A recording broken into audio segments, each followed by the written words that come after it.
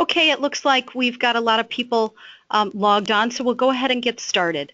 Thank you all for joining us today on our webinar entitled Optimizing OEM Costs of WTG Blades by Retrofitting Structural Enhancers.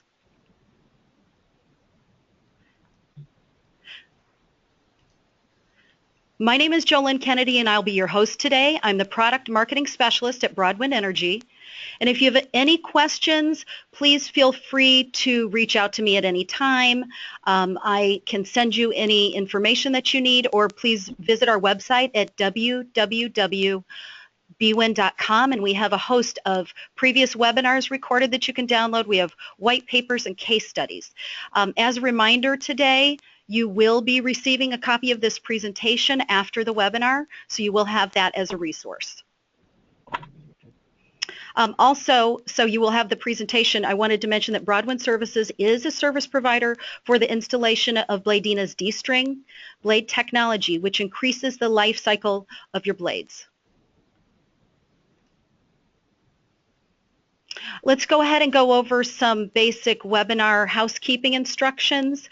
We've set aside approximately 10 minutes at the end of the webinar to field your questions.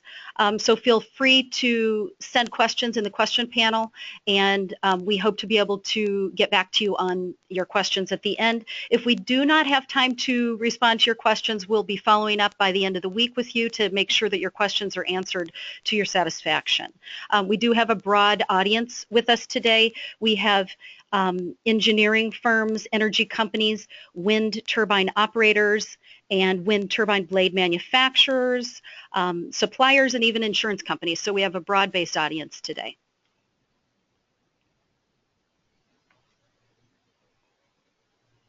I'll go ahead and introduce our speakers. We're very excited to have Aaron Wallstrom from Broadwind Services. He's our blade services engineer.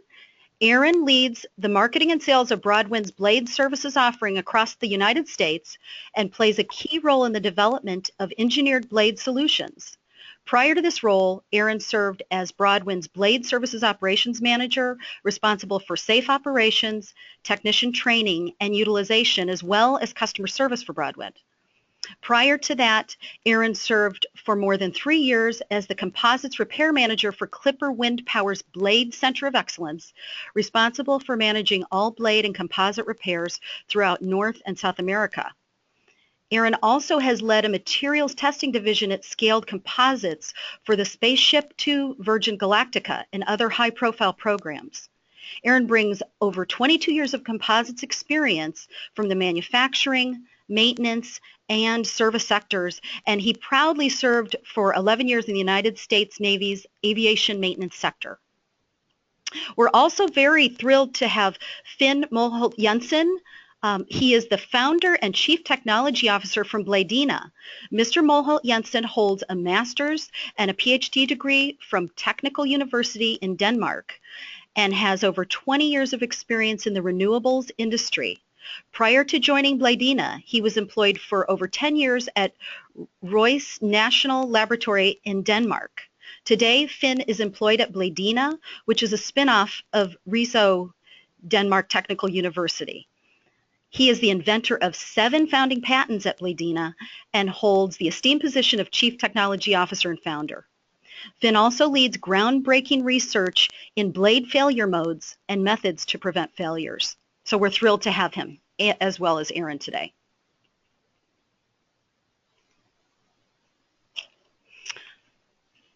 To provide you with some insight as to why we chose to cover our webinar topic, Broadwind recently surveyed our wind turbine operators customers, and what we found out was that our operators' biggest concern and thing they think of most frequently each day at work is the challenge of maintaining and operating turbine blades due to the fact that they're much larger and heavier today as they were in the past, which can mean higher failure rates.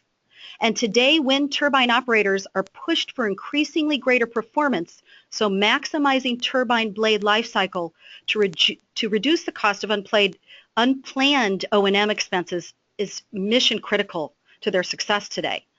Our survey participants also expressed an interest in taking proactive measures to prevent blade damage before it occurs, rather than just fixing what's already broken. And retrofitting blades with new turbine technologies such as Bladina's D-string definitely helps to reduce the cost of maintenance and repairs to existing turbines while boosting energy production and profits. Finally, as an independent service provider, Broadwind Services is an early adopter of new and emerging blade technologies that can really help you foster blade longevity. And we want to have the opportunity to share these insights with you so you can reduce your costs and take these major steps forward to increase the life of your WTG blades. So what you'll learn today is how to extend blade life, minimize risks, and reduce total lifetime costs of blades. You'll also learn about the benefits of structural enhancers to eliminate the root cause of panel breathing. Finally, we're going to go over a couple case studies at the end of Vestas 480 turbine, GE 1.5 SLE turbine. And finally, we'll wrap it up with Q&A at the end. So feel free to submit your questions. And with that, I will go ahead and hand the podium over to Aaron Wallstrom. Thanks, Jolene. Good morning to those and good afternoon to the rest. Glad to be here. Appreciate the opportunity to speak. As it says, blade assets, extending life, reducing risk with proactive maintenance. That's a big topic for us, specifically on the independent service provider side of the world, as we see a lot of what the customers have as far as site issues and ways that we at least see from our side of how this can be prevented with everyday means at our access. Our approach is that we're interested in blade maintenance and rather a preventable blade maintenance. We as blade ISPs are OEM agnostic, meaning that we really don't have any ties to any one manufacturer. We're more focused on the holistic programs to regular maintenance to help avoid large correctives. We're experts in several technologies and bring to the table our years of diverse experience and knowledge. We've worked on over 12,000 blades. That number grows every year, including 5,200 plus blade upgrades. I mean, blades are really what makes a wind turbine, and that's what we, on the blade side, specialize on. They're also still one of the most neglected and misunderstood components of the turbine. So some of our key topics, our takeaways, is proactive maintenance, increasing the life cycle, reduced downtime, and this goes for all makes and models. Blades themselves really don't change too much from the basics of their construction, and even from that, their maintenance. Routine blade inspections, and that's where it really starts, is the blade inspection itself, and how this overall reduces the issues seen by turbines and increases reliability and performance. And then some of the comparison of the leading edge technologies that are emerging from tapes and paintable solutions.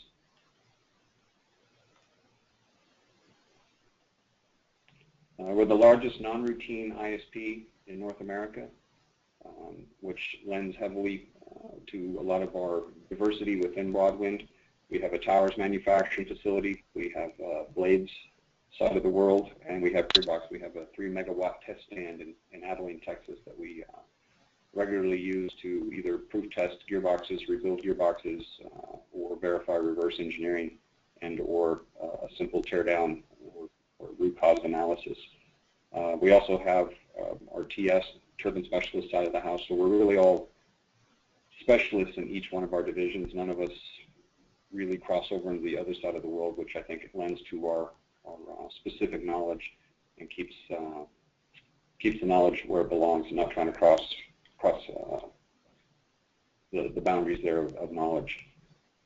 So we're also working on one of the interesting things, and this relates to the Blade Max, is a database of 3,000 plus repairs that we've done over the years to try and start to see trends. And I think this is a big wish list in the wind industry itself, as knowledge and information is pretty closely guarded for as free as it seems to be at times passed around.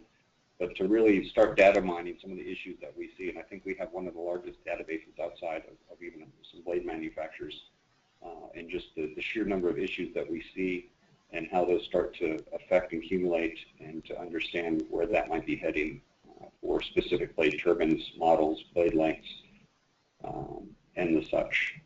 So what you see on the left here is actually Blade Max. This is a company called Gigapan, and they actually use this in quite a few different places. If you've ever seen issues or pictures, excuse me, of Mars and other planets where they stitch photos together, this is the same technology. So what you're seeing here is you can actually set this motorized base, take pictures along the whole length of the blade, and stitch them together seamlessly, and you could actually fly across the surface of your blade as you would Google Earth or any other similar software. So this gives you the ability to really get in close and look at your blades and not worry about if a certain area of the blade was missed in a photograph. It does a lot of the work for you. So quite a powerful tool, relatively inexpensive, all things considered, but what it provides is pretty phenomenal. The Drive Max portion is not up there by accident. We're finding more and more as we have different divisions of Broadwind, we understand how everything works together. So in this case, the blades themselves, they impart energy into the gearbox. If the blades are having issues, then that might impart negative energy into the gearbox and cause issues with bearings and teeth, wear and tear. So this is by no accident this slide is up there. We're really starting to see a lot of interesting trends in different makes and models of turbines as it relates to blades being issues.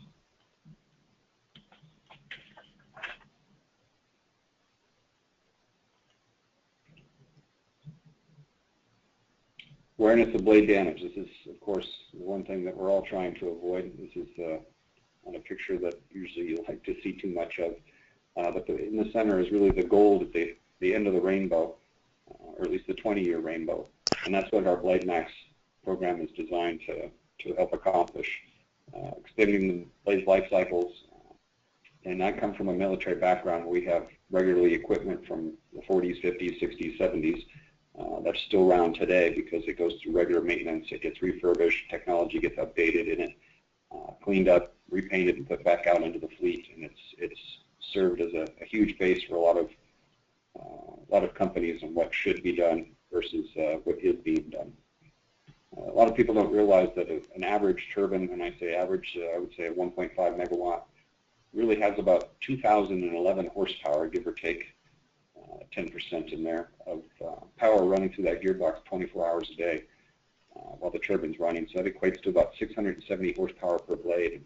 And one of the things we've come to understand is that a wind turbine gearbox actually takes quite a bit of punishment. And I was told recently that if you were to put that same gearbox in a paper mill, it would probably last somewhere around 60 years.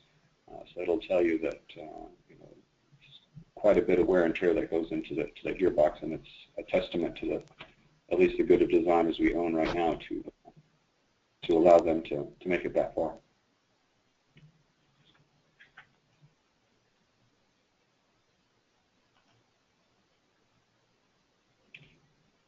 This is really where it's at, the identification of early issues.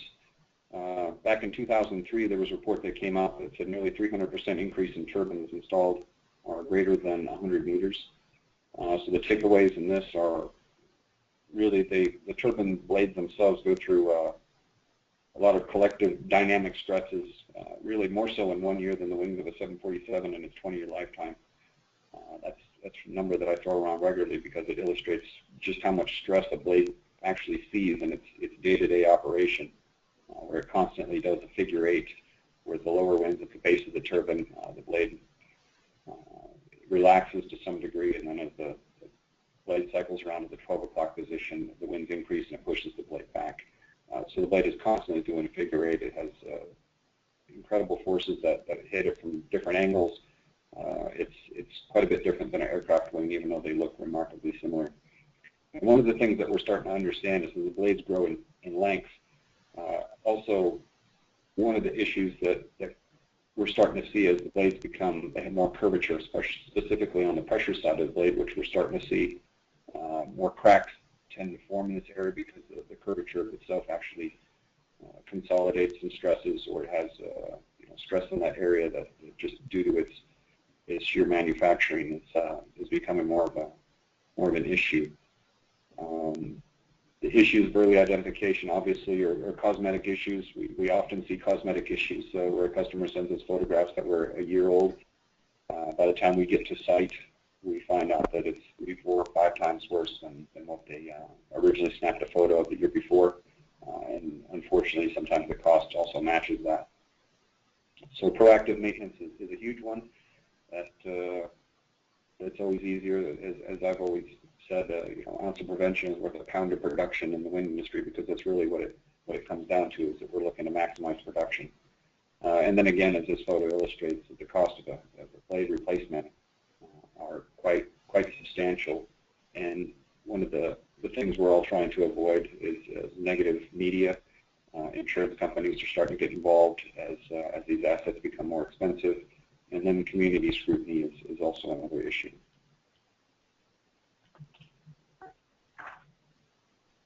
Everyday sources of blade damage and wear. These are pretty typical on some sites, and some sites have all of these.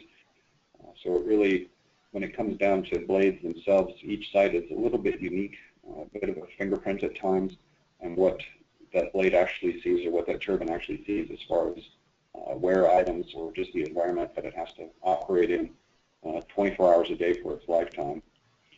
So walking through some of the sources of damage that are regionally is turbulence.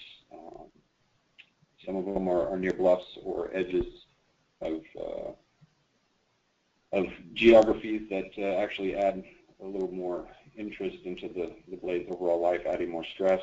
Bugs actually make quite a bit of mess of the leading edge, and these differ from the turbines of old, where bugs would actually reduce the power output.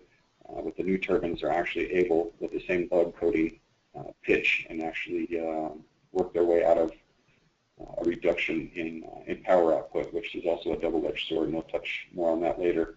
Airborne dust, debris, ice, especially if you're in farmlands. We've noticed a lot of turbines downwind from that, specifically in Texas and the Dakotas, or even Iowa for that matter, have really, we see accelerated wear and tear on the leading edges. And then again, whenever you lose coatings, the UV itself actually exposes the laminate and actually oxidizes the resin itself, which breaks down and causes accelerated wear and tear.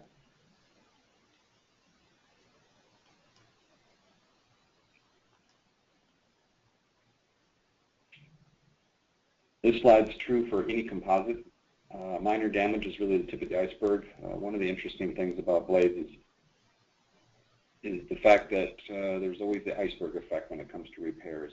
If you see on the left, it's a minor damage that most wouldn't pay any attention to, but by the time you investigate that and you get to the right, by the time you actually repair it, it's roughly 10 times larger than what you see on the surface. And this really doesn't change for much composites, but it's even more critical in blades themselves, as the blades go through the stress that they do, and any defect in there sometimes is magnified. Past that, yeah, the smaller ones are hard to detect, but with new technology, camera technology, a relatively expensive camera could actually do quite a good job. And we regularly train our customers to inspect their own sites, which is really the first line of defense. And blades themselves, depends on whether it's a polyester or epoxy construction, is really what explains more of the damage that they have, particularly to the leading edges themselves.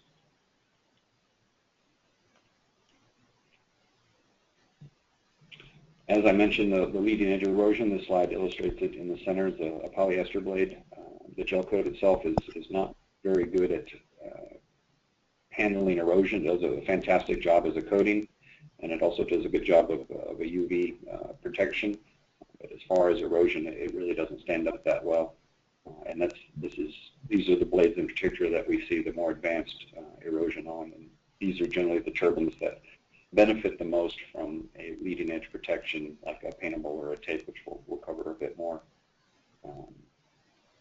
So initially we thought, and one of the interesting things that we've learned of late, and it comes down to some data compiling and talking to other customers that we've regularly done work for on their turbines, is that even though you see this erosion in the center and off to the right, we often, at least from the aerospace side of the world, we've deemed that this is an aerodynamic loss, and that's particularly true for a fixed-wing aircraft. But when you take into account that blades can pitch, we're actually finding that turbine itself can actually pitch and actually overcome some of this erosion. As ugly as that is, to some degree it can actually negate those effects. However, what that does mean is that in the days of old, when you had bugs and debris that stuck to a blade and you had reduced power output, people would run out there with brooms or hoses or whatever they needed to remove the bugs and pick that power back up. A modern day turbine can pitch to overcome that, which doesn't immediately throw up a flag that there's an issue, which in some cases we've seen turbines run to catastrophic blade failure simply because there was nothing in the SCADA system that said that the turbine was nearing a cliff, so to speak. And so that in itself is a double-edged sword. These blades, as far as a lot of blades, particularly the older models, and I say older, mid-2000, late 2000, they're made with a two-piece design, and a lot of blades are still made that way, and that's a bit of a chink in the armor when it comes to a blade, as the bonding paste is one of the weakest substances besides the pure resin itself, and the erosion tends to attack that more aggressively, which is literally what holds two halves of the blade together. The pictures you see on the left will actually, the tip of the blade moves somewhere around 175 to 220 miles an hour for a mid-30 meter blade. So it's considerably fast, and that water, dirt, debris, moisture, just little junk in the air forces its way into that blade, and you start talking wind chill factors, and you get ice. It actually breaks the leading edge open, and it just accelerates rather quickly. We're also finding that the blades themselves impart, as I mentioned, vibration and stresses during the operation when blades are particularly out of their normal design parameters with increased pitch. We're finding that this, again, has issues further downstream as it relates to tooth and bearing wear and tear and additional loads into the gearbox. So, for example, we all own cars, and you can use the car alignment as a bit of a real-world analysis for every day. The tires themselves can be pigeon-toed, meaning the tips of the tires are faced more towards each other than the back. You can drive down a freeway at normal speeds. You really don't notice anything. Your steering's a bit twitchy. You've reduced your miles per gallon. You've increased stress and strain on your wheel bearings, ball joints. But for the most part, the driving itself feels normal. Turning and braking are really the only indicators that you've got something wrong. And that the pigeon-toed could actually lead to premature lockup and loss of control when needed. So really, wind turbine blades are not much different. They can be out of spec and out of plane, still run normally, but they could run so much better with less issues.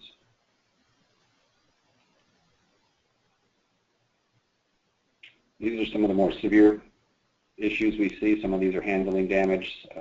Some of them are blades that have actually hit ice, chunks of ice, which I believe is what the top photo is. The blade itself actually unzipped along the leading edge there. You can see the general construction of the blade. This is kind of an unusual one, but obviously it does happen because we've got a photograph of it. So the smaller issues develop and the larger ones is really what we're trying to avoid. Us as ISPs, we tend to do a lot of repairs, and we obviously know the cost of those repairs. In some cases, a maintenance program would have paid for or eliminated some of the issues that we had found on site. And in some cases, it would have negated a lot of the repairs that we've done on the site in general. Structural imperfections are also another one that tend to rear their head from time to time, whether it's a bubble in the paste or maybe a prior repair was done and it wasn't done adequately. So you've recreated the crack, or in some cases, if you've repaired the blade inadequately or over adequately, you actually create a crack on either side of the patch, which now you've got two issues.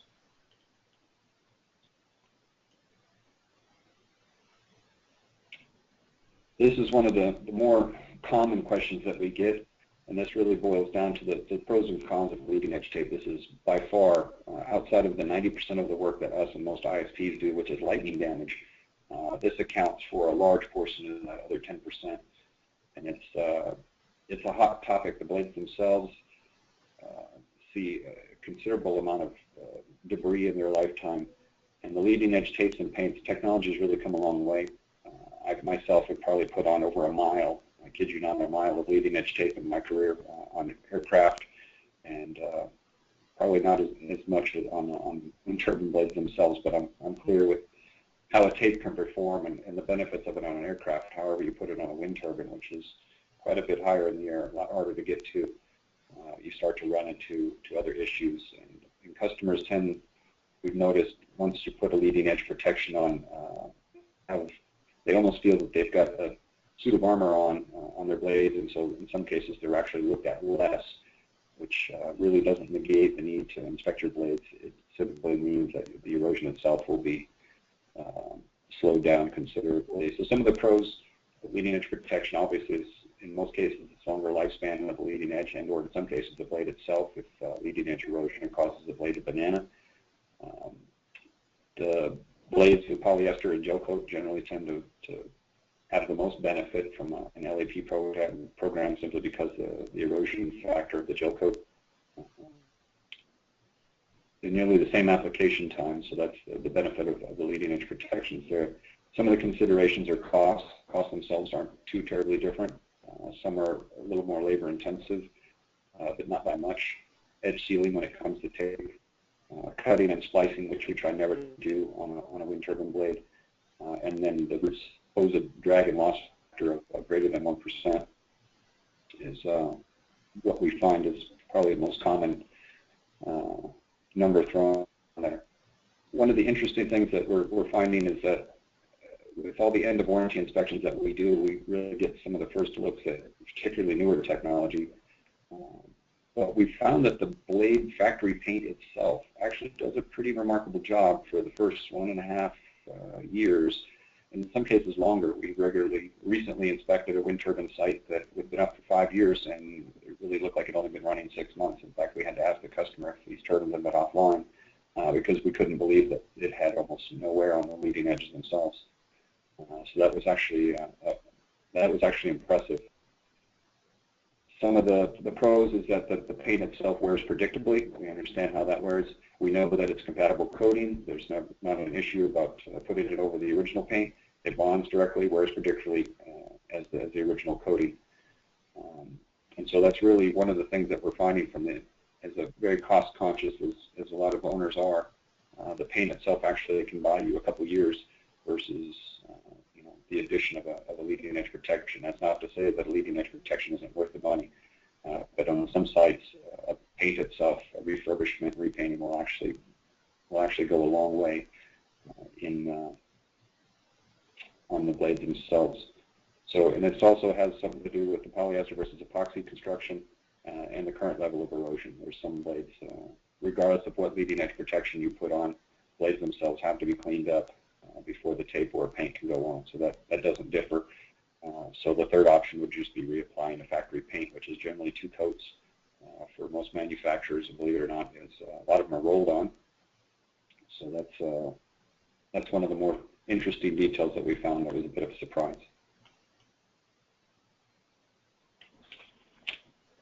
Carbon fiber. All my years of scaled composites and actually testing carbon fiber for the spaceship program and some of the other programs that we had there at scale, I learned an awful lot real quick about carbon fiber, the blades themselves, and some of the positive and negative attributes of carbon, and I'll just touch on this briefly.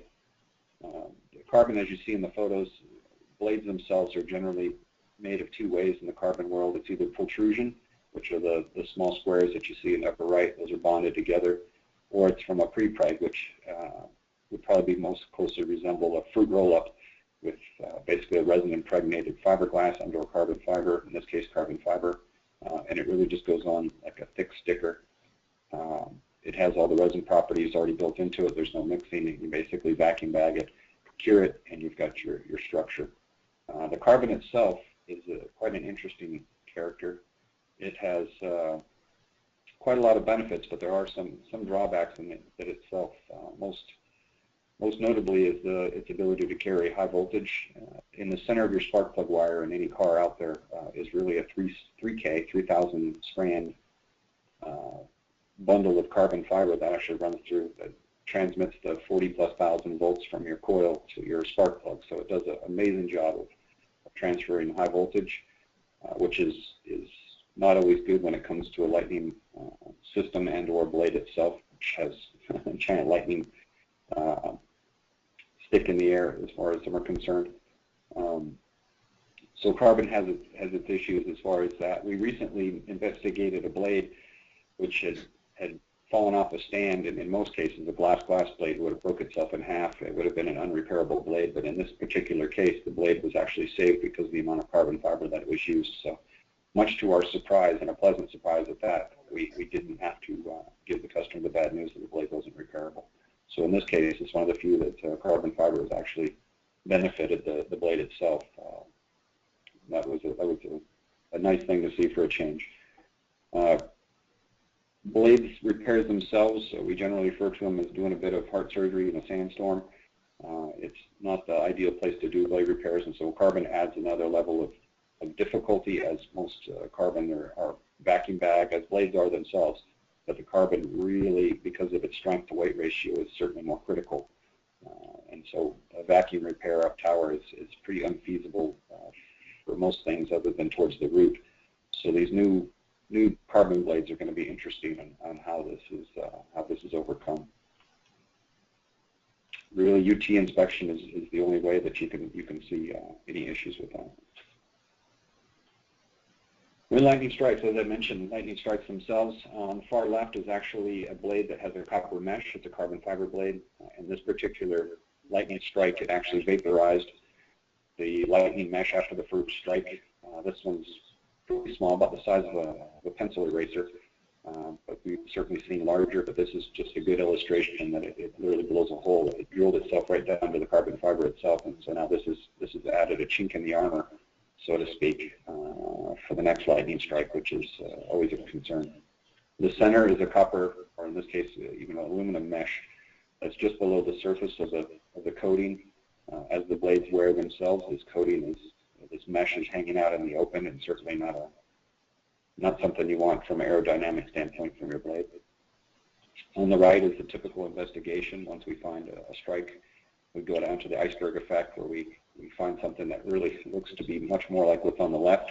By the time we get into the blade, it ends up what's on the right, and we have to rebuild the blade from more or less the inside out. The glass blades are a bit more forgiving.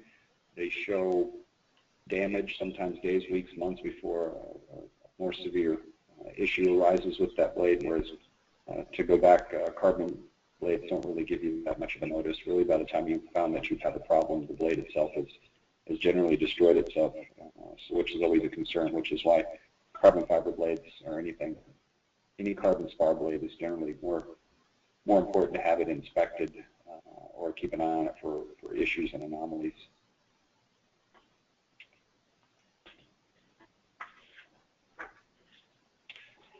So some of the damage evaluations and techniques, these are pretty standard in the composites industry by itself. The evaluation processes, as you can read here, it really depends on the type of blade, how it's made, and what tools that are at our disposal that we feel that's going to give us the most information, and with the least amount of time, which is always important to all of us from a cost standpoint. And there's the tried and true tap test all the way to infrared thermography and ultrasonic.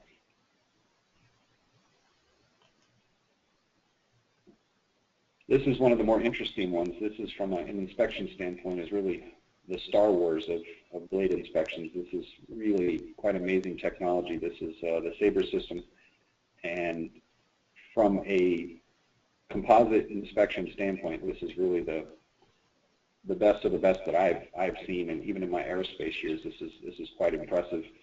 The system uses 3 different methods, and they happen to some degree simultaneously and or sequentially, being infrared, which detects thermoelastic and frictional heating, so if there's disbonds or bubbles or issues with the blade, the resin and the composite around it will actually generate heat.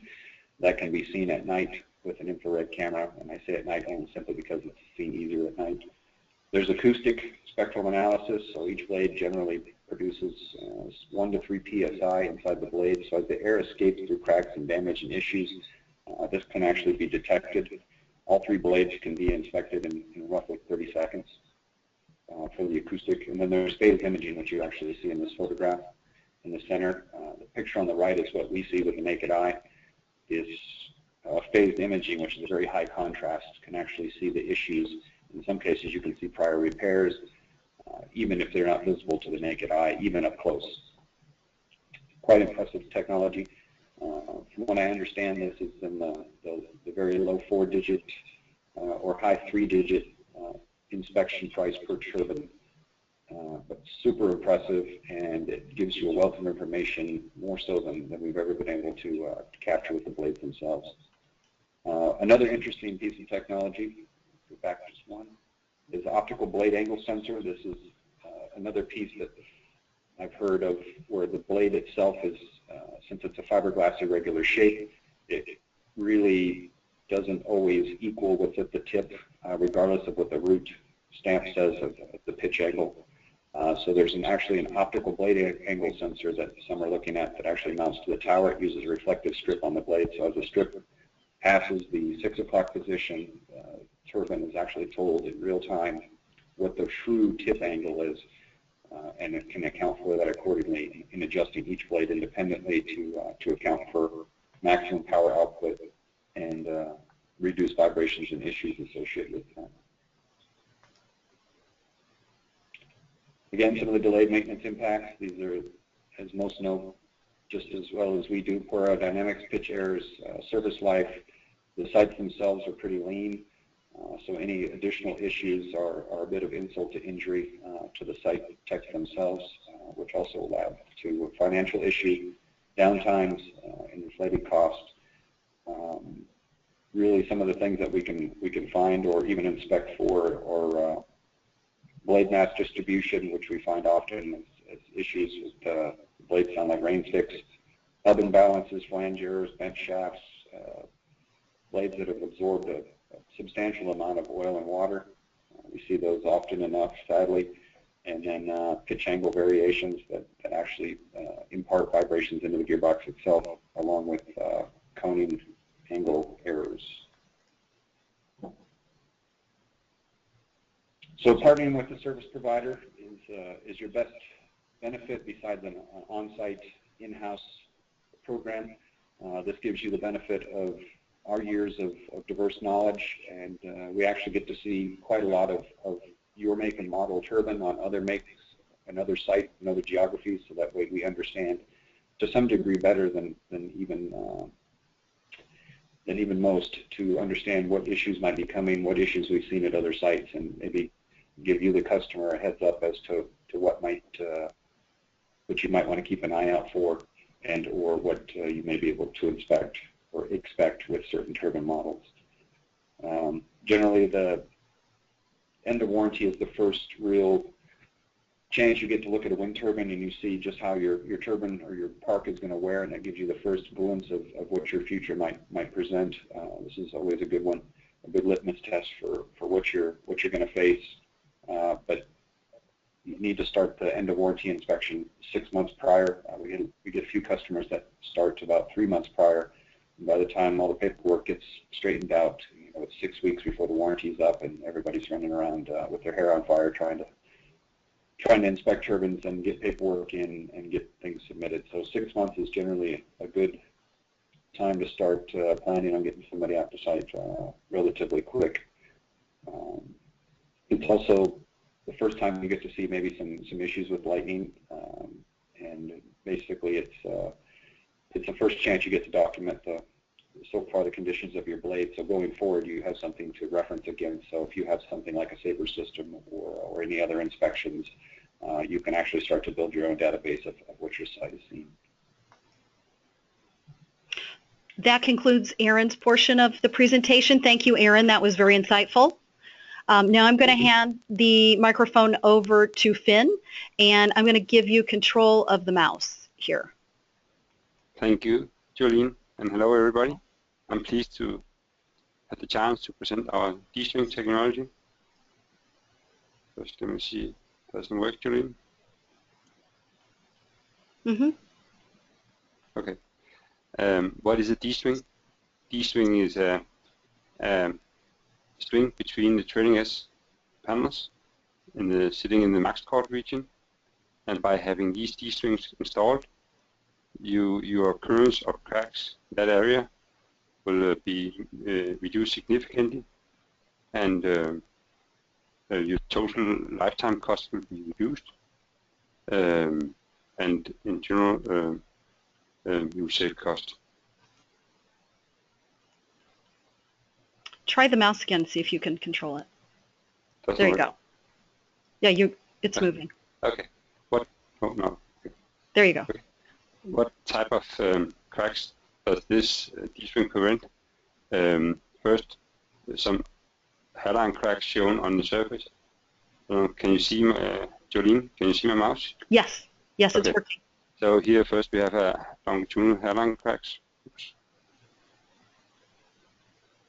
Okay, and here a flat trailing edge, where we have what we sometimes call a trailing edge, hairline crack, and other types of crack. This is sometimes called a V-shaped crack, and in some occasions we have trailing edge split. And when you start to see cracks on the outside, as Aaron mentioned, there's very often something below the surface. And especially if you go inside and inspect your blade, you will see cracks starting much earlier than when it goes to the outside. And but in some cases it can be hard to see because you inspect your blade in an unloaded scenario, and therefore you have a kissing bond, which you can't see as this case here or right here.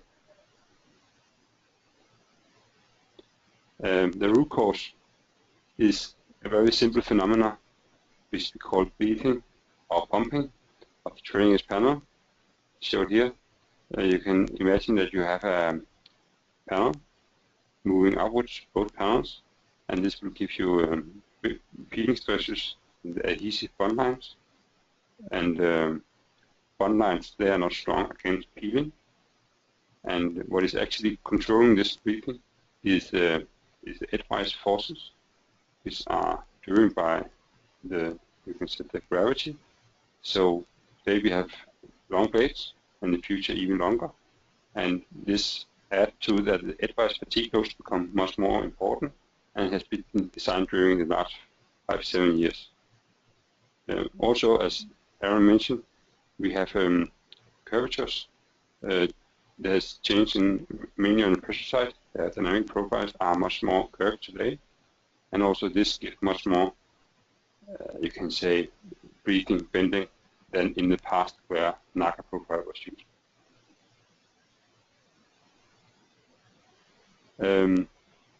Another typical crack we see is on the surface, which we call transverse crack, and this is a phenomena which happens due to longitudinal bending coming from buckling or bending of the panel.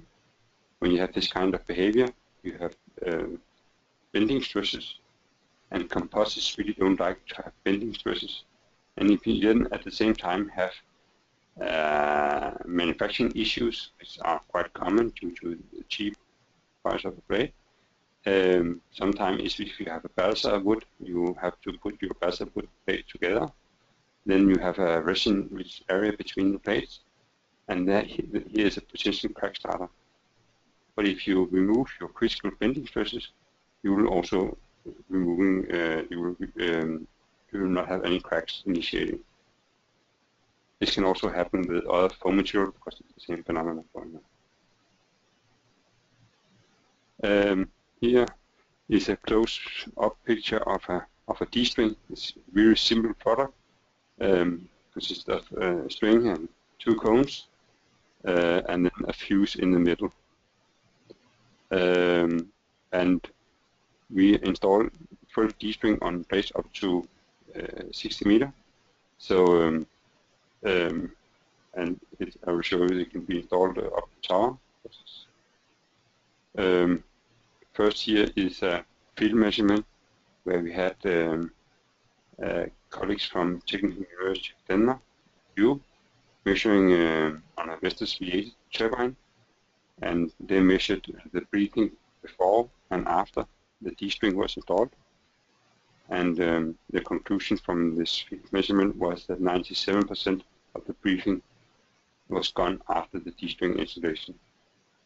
And when you then have this significant reduction in breathing, then your peeling stresses in your bond arm, what we see here is the trailing edge, and you will have hot spots where you have peeling. So this one is without D-string, but when you remove the peeling, the breathing, you also remove the peeling stresses. It's not only in fast trailing edge, it's also at the bottom arms next to the aft shear, both on the suction side and pressure side. The same phenomena here.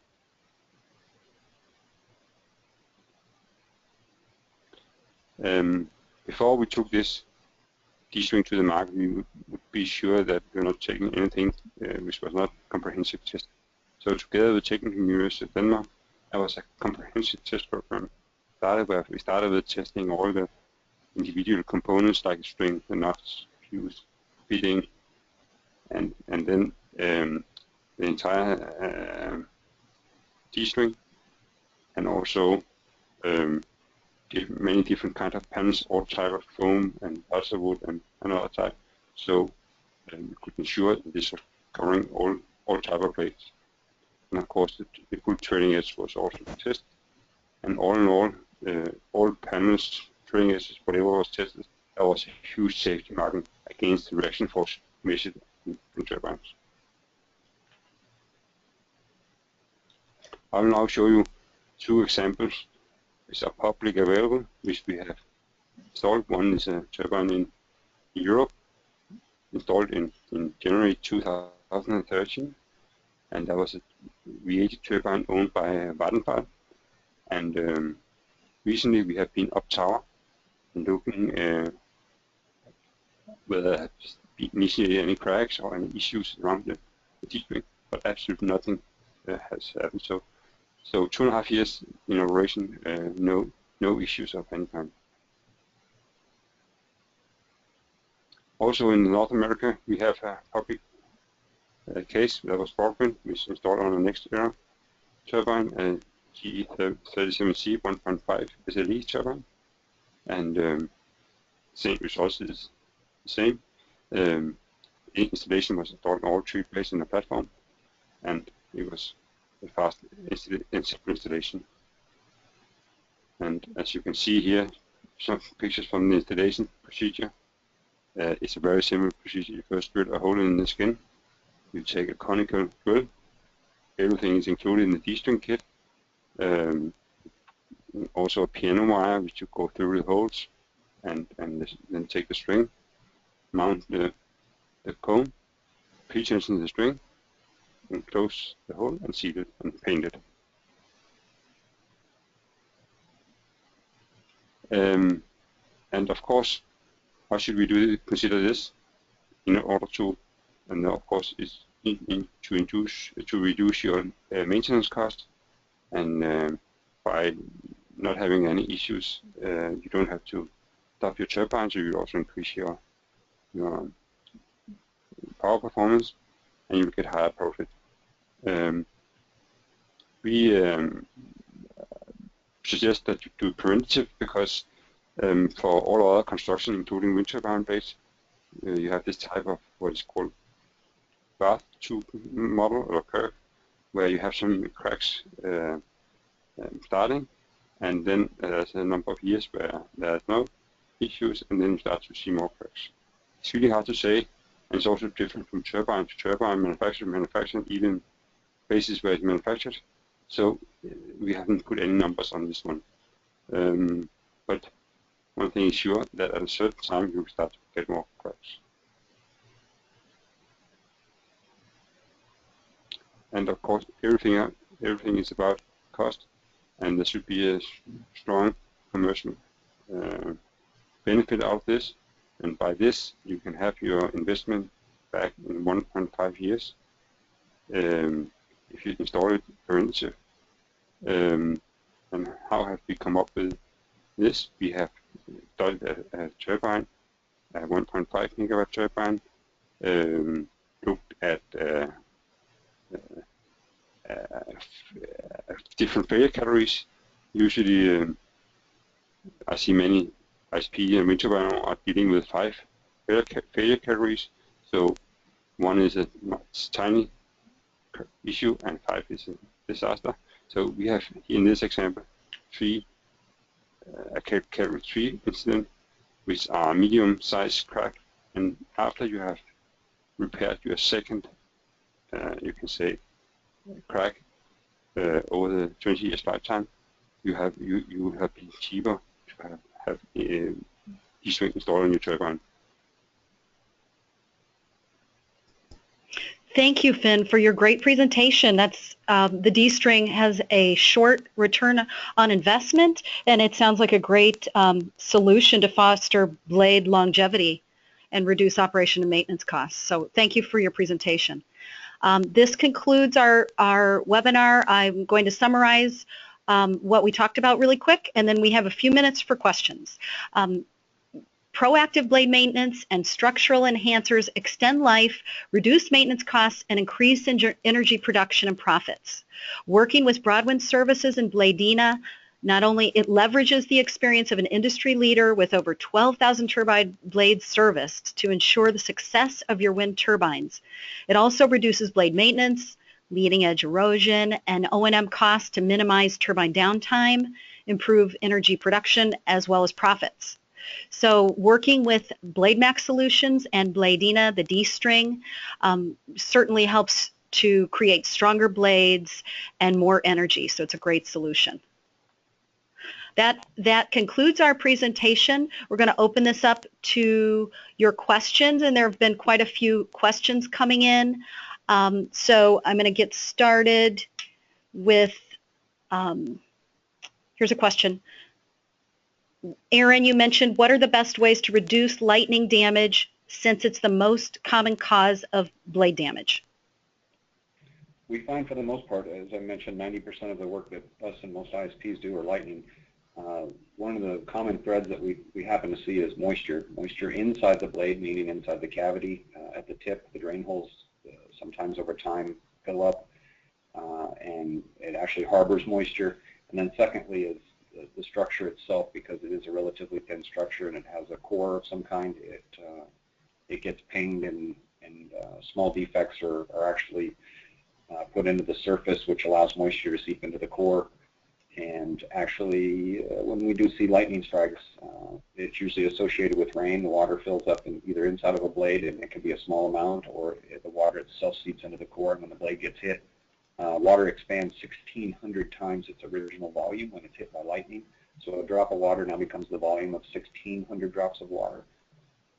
And something the size of a 12-ounce soda can becomes the size of a washing machine trying to make its way out of your blade. So those are the biggest that we've seen from a blade lightning prevention standpoint, is moisture inside the blade and the blade itself, the surface having defects, and keeping the water out of that, keeping the blade sealed. Okay, thanks. Here's another one. What type of analysis and technology modeling is used to validate that Bladina D-strings will fix a trailing edge despond issue? For the modeling, we are using numerical tools called final element. We use a full 3D solid approach, nonlinear, and then we are calibrating our numerical results with the field test we are doing. Okay, thank you. Can you recommend an ice-resistant coating system that adheres to steel? So far, and that's been a wish in the industry for a long time, since I think the first blades even, is anti-ice or ice shedding or ice melting coating. With technology coming along, especially chemical technology, we've applied our fair share of ones over the years, but thus far, the one that we've seen the most promise in is actually a Duramar product. I believe it's a W9500, and it's a little more labor intensive than coatings that we've seen in the past, but I think that's probably why it actually works better than most. The blade itself has to be cleaned, the whole blade has to be primed, and then a low energy coating system goes over the entire blade. It adds a bit of gloss to the blade, but But other than that, it's been tested in Canada, North America, or the northern part of America, the Minnesotas and New York area side of the world, and believe it or not, West Virginia, which not something you think of ICE of a lot, but apparently it's had great results at all three. So that's, of all the coating systems that we've seen to date, that's the one that we've seen that can actually stand up to what it claims. Okay, thanks, Aaron. Here's another one. Is the D-string only repair solution, or can it be installed as a preventative measure? Both. If you install it as a repair solution, you will ensure that the cracks are not progressing. But if you install it before the cracks initiate, you don't have to bother about your blades. You will have no structural crack in the max core area in during your region, simply because all critical stresses. So you can do both. Okay, thank you. Here's another one. Does installing the D-string add any risk to the operation of the blades?